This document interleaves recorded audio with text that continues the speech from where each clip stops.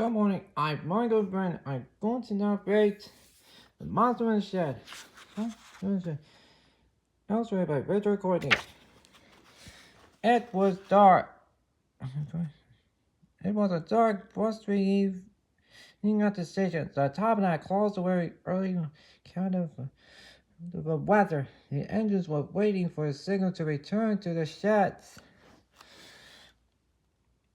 Maybe one of us should tell a story to pass the time, Thomas suggested. Boundaries looked pleased with Thomas's idea. I have a perfect story for tonight. James volunteered with a sly grin. A long time ago, James began, there was a brave Blue Ranger who was always eager to help. Blue Jen, the station master asked one night, will you go to the end of the tracks to pick up a coach that was left behind? Of course. The brave, eager engine replied, and sat out into the dark, foggy night. But by the time the little blue engine reached end of the tracks, the fog was so thick he could hardly see anything. Wait until morning, said the engine to himself, and he settled into an old shed for the night. Late that night, the mobile engine awoke to a noise coming from below the shed. Creak!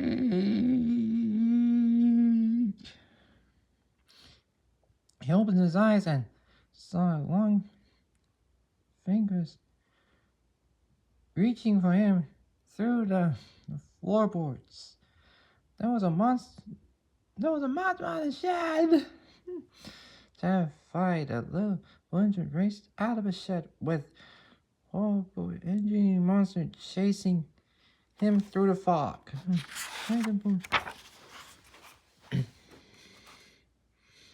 What happened? Person seriously. That was Diane. James. No one ever heard from that little blue engine again. About the monster? Percy whispered. Dumb! Don't be silly, Percy. Gordon said with a chuckle. It's just a story.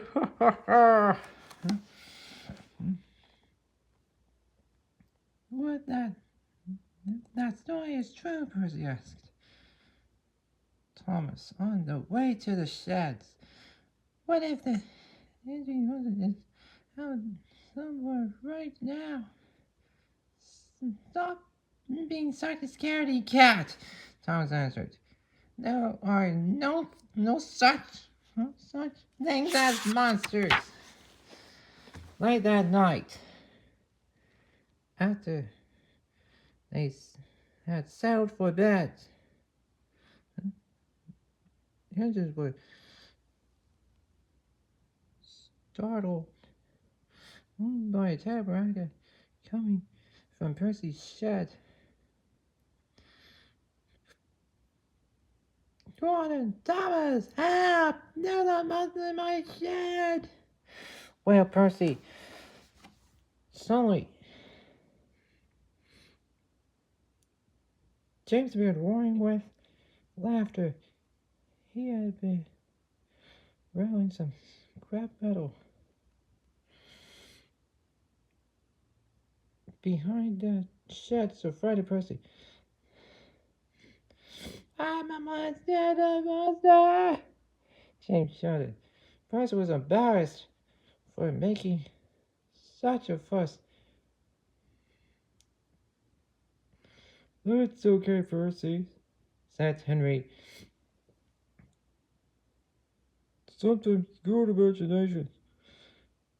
Think bad thoughts. Late that night, Thomas woke with a fright. He heard a strange noise. Scratch, scratch. Stop it, James. Thomas.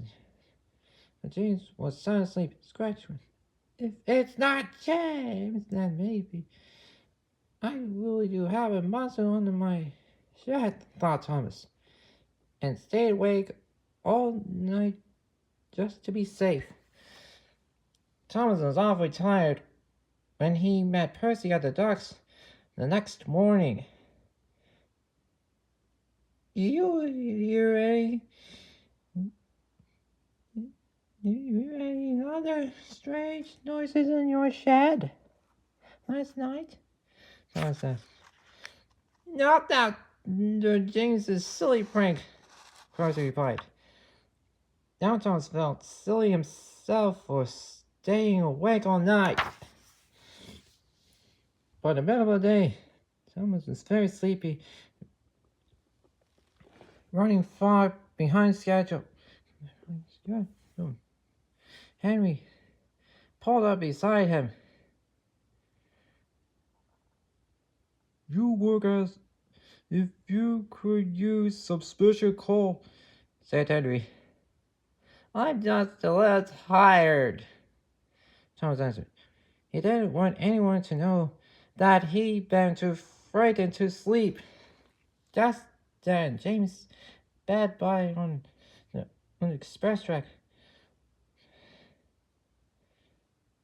What's the matter, Thomas? He called. Monty's keeping you up at night. James disappeared down the track, laughing loudly. By the end of the day, Thomas barely had enough steam to make it back to the yard. The other engines were telling stories again, but Thomas headed straight to bed. Sometime that night, Thomas woke up and fright. Scratch, scratch. Noises were back. They were definitely coming from under the shed. Who's there? Thomas whispered into the dark. Creak, creak. Came as, go away! Monster, get out! Thomas ordered, and he closed his eyes tight. Thump, thump, thump, thump. The noise was getting louder and closer. That should wake the other engines. Thomas said to himself. They'll save me from a monster. But the other engines didn't stir. Thump, thump.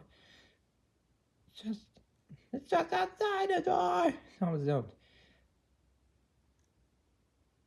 There's its head. I'm going in. Thomas whispered. But only a monster heard him. Thump, thump, thump, thump. And the doors of Thomas's shed began to rattle on the hinges. Bang, bang, bang, bang. It's trying to get in, thought Thomas. Then suddenly the banging stopped. Thomas was too frightened to move. He peered out into the dark, and there it was. The horrible, eating monster. Thomas could see its eyes glowing in the night. Thomas climbed his own eyes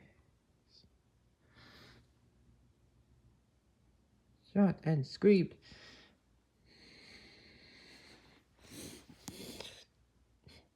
Jordan, Henry, Percy, James. Good. Sammy, Wonder.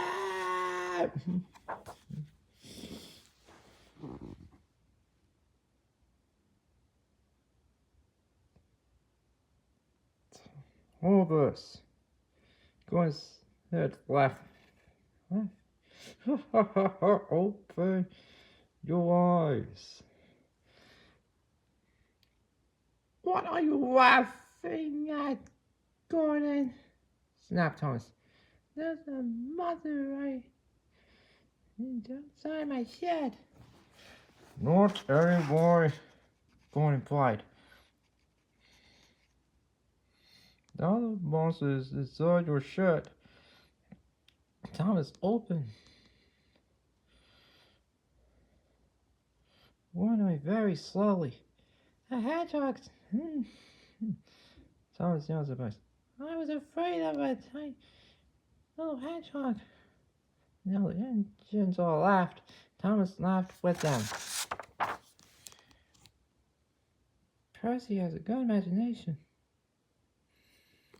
Sorry.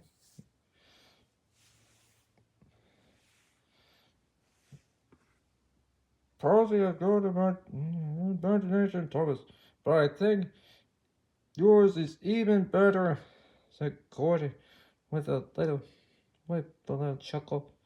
I think you're right, agreed Thomas. It's the only thing in the world that could turn a tiny hedgehog into a big, scary monster. The end. Well, that's it for the monster in the shed. Now we have Michael Brandon. God, peace out. Happy Halloween, everybody.